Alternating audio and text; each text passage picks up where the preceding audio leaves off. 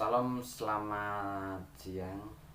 Oke, di sini perkenalkan nama saya Martinus Lende, NPM 219100042018. Di sini saya membuat video presentasi UAS mata kuliah teori makroekonomi menengah. Di sini tugasnya disuruh cari materi, terus bersertakan soal 4 dan jawabannya. Oke, di sini saya ambil materi mengenai pertumbuhan ekonomi. Nah, sebelum kita pelajari lebih jelas, pertama itu kita harus tahu apa itu pertumbuhan ekonomi dan bagaimana cara prosesnya. Oke, di sini pertumbuhan ekonomi adalah suatu keadaan peningkatan pendapatan yang terjadi karena peningkatan produksi pada barang dan jasa. Adanya peningkatan pendapatan ini tidak berkaitan dengan adanya peningkatan jumlah penduduk dan bisa dinilai dari peningkatan output teknologi yang makin berkembang dan inovasi pada bidang sosial. Pertumbuhan ekonomi juga berkembang ini memiliki arti suatu proses perubahan ekonomi yang terjadi pada perekonomian negara dalam kurun waktu tertentu menuju keadaan ekonomi yang lebih baik. Umumnya pertumbuhan ekonomi yang identik dengan kenaikan kapasitas produksi yang direalisasikan dengan adanya kenaikan pendapatan nasional. Di sini ada beberapa pakar yang sudah pernah menjelaskan pertumbuhan ekonomi dalam berbagai sumber. Beberapanya di antara sebagai ada yang pertama itu Adam Smith berpendapat bahwa pertumbuhan ekonomi adalah suatu perubahan tingkat ekonomi yang dialami suatu negara yang digantung pada adanya perkembangan jumlah penduduk. Dengan adanya perkembangan jumlah penduduk, maka hasil produksi suatu negara tentunya akan meningkat. Yang kedua ada Sudono Sukimo tahun 1985 mengatakan bahwa pertumbuhan ekonomi adalah suatu perubahan tingkat aktivitas ekonomi yang berlaku dari tahun ke tahunnya. Diperlukan perbandingan pendapatan nasional dari tahun ke tahun dan mengetahui pertumbuhan ekonomi dari suatu negara. Hal ini bisa kita sebut dengan laju pertumbuhan ekonomi.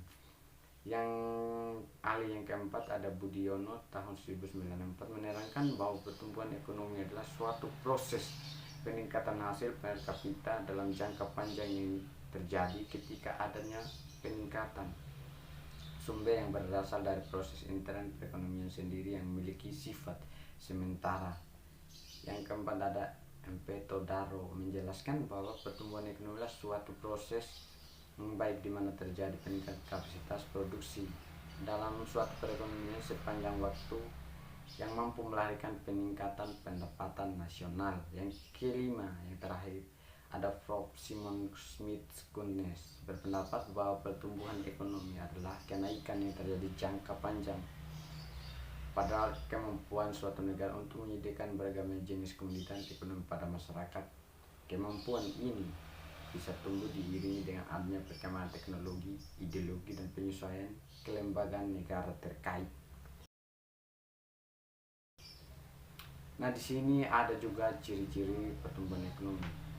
Menurut Profesor Simon Kuntnes yang merupakan seorang ahli ekonomi dan juga besar ilmu ekonomi, ciri-ciri pertumbuhan ekonomi suatu negara dapat disebut sebagai berikut. Yang pertama itu terjadi laju pertumbuhan penduduk serta produk per kapita yang cepat. Yang kedua meningkatkan produktivitas masyarakat. Yang berikut adanya perubahan struktural yang bersifat signifikan. Yang berikut terjadinya urbanisasi dalam suatu negara. Yang berikut melakukan ekspansi ke negara maju. Dan yang terakhir terjadinya arus barang, modal, dan juga manusia antar bangsa dan lain. Nah, di sini ada faktor-faktor pertumbuhan ekonomi. Jika sebelumnya kita sudah memahami pengertian pertumbuhan ekonomi dan lengkap dengan ciri-ciri, maka saat ini kita harus mengetahui apa saja faktor yang mampu mempengaruhi Pengaruhnya setidaknya terdapat 5 faktor pertumbuhan ekonomi yang mampu mempengaruhi suatu bisnis. Yang pertama, sumber daya manusia atau yang biasa disingkat SDM adalah suatu indikator perkembangan ekonomi pada suatu bangsa. Faktor SDM ini mampu mempercepat bahkan mampu memperlambat proses pertumbuhan ekonomi. Ada contohnya, bila suatu negara mempunyai jumlah pengangguran yang meningkat terhadap penduduknya, maka negara tersebut pun dinilai mengalami kemunduran. Adanya penurunan kualitas pada sumber daya manusia ini melahirkan peningkatan jumlah pengangguran yang kemudian diperburuk, dan dengan semakin menurunnya jumlah lapangan pekerjaan, peningkatan jumlah pengangguran ini mampu memicu tingginya angka kemiskinan di negara tersebut. Faktor yang kedua ada sumber daya alam.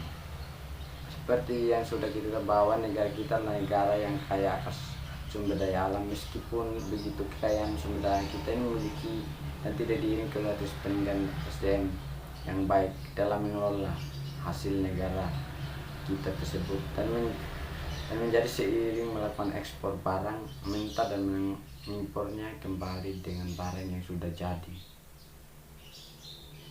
Adanya keterbatasan dalam pengelolaan sumber daya alam ini menjadikan suatu perusahaan bergerak dalam bidang pengelolaan barang mentah kerap kali mengimpor bahan mentahnya di luar negeri, sehingga membuat produk perusahaan menjadi lebih mahal daripada saat harus memperoleh dari luar negeri.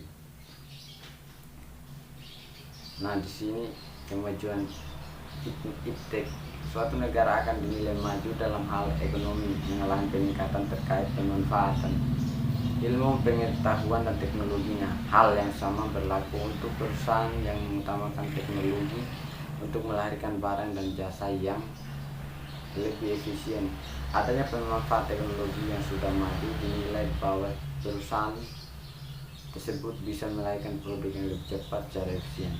Contohnya, teknologi dalam hal peralatan produksi jika digunakan secara tepat maka akan membantu mengurangi penyerapan tenaga kerja, sehingga anggaran tenaga kerja bisa dipangkas dan digunakan keperluan lain.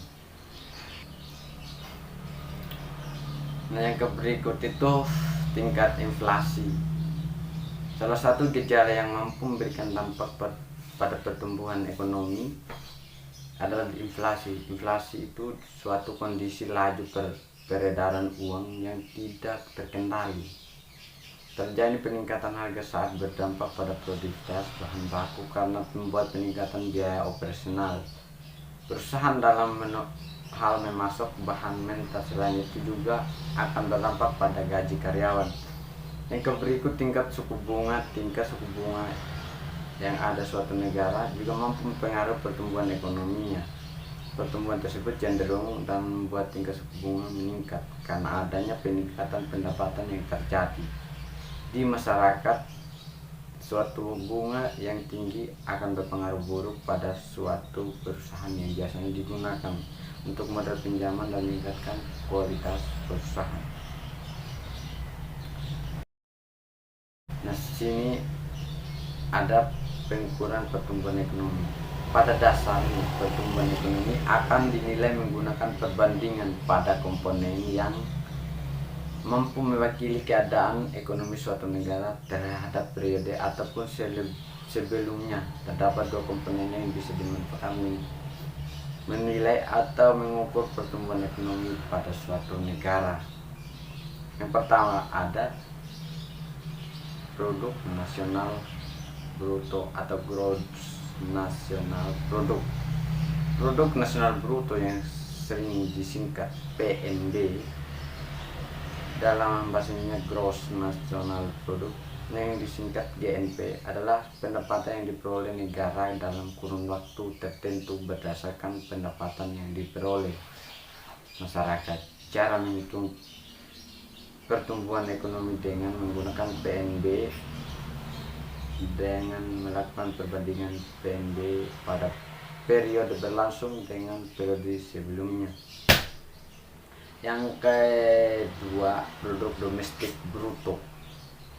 atau gross domestic product. Cara menghitungnya produk atau PDB atau gross atau GDP tentu berbeda dengan PNB. Jika PNB menghitung berdasarkan penghasilan yang diperoleh masyarakat dimanapun berada, maka PDB diukur dengan pendapatan yang manfaat pendapatan masyarakat di mana mereka berada.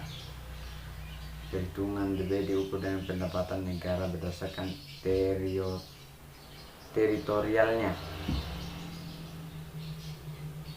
Rumus menghitung pertumbuhan ekonomi dengan bermanfaat PDB sama seperti PNB, yang mana membandingkan PDB pada periode berlangsung dengan periode sebelumnya. Oke, di sini ada soal-soal beserta jawabannya. Soal yang pertama, suatu proses kenaikan produksi barang dan jasa dalam kegiatan ekonomi dalam periode waktu tertentu dinamakan. Jawabannya pertumbuhan ekonomi. Soal yang kedua, perekonomian dapat dianggap tumbuh apabila pada tahun tertentu terjadi. Jawabannya peningkatan pendapatan real masyarakat dari tahun sebelumnya. Yang soal ketiga, indikator yang sering terjadi dipakai untuk mengukur pertumbuhan ekonomi adalah. Jawabannya PDB, produk domestik bruto. Soal yang keempat, di negara yang sedang berkembang ada 3 masalah utama pembangunan ekonomi yang berhubungan langsung. Jawabannya yang pertama kemiskinan, kedua pengangguran, dan yang terakhir ketimpangan dalam distribusi pendapatan nasional. Mungkin itu saja video singkat presentasi saya. Terima kasih.